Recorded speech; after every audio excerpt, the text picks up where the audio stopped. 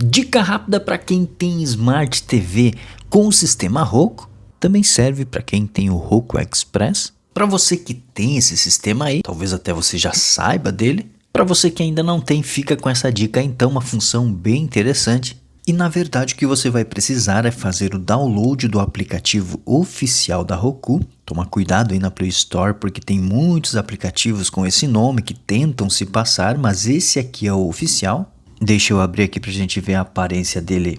Ele abre dessa maneira aqui. E a função que eu mostro para vocês é a função do áudio privado. Você pode mandar o áudio da sua TV diretamente aqui para o seu celular.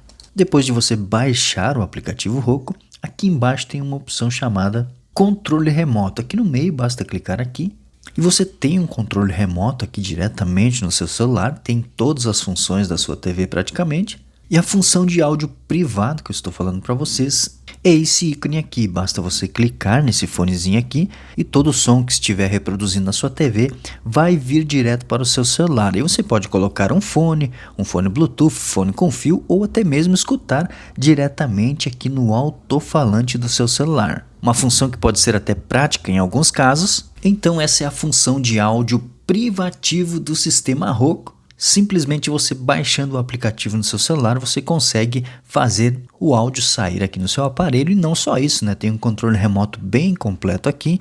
E também você consegue explorar conteúdos de pesquisa, saber onde está um stream, um filme, além de manipular, né? Mexer aqui nos apps que você tem instalado aí na sua TV. Função bem interessante, então essa dica que eu deixo hoje aqui para vocês. Até o próximo vídeo então. Tchau, tchau.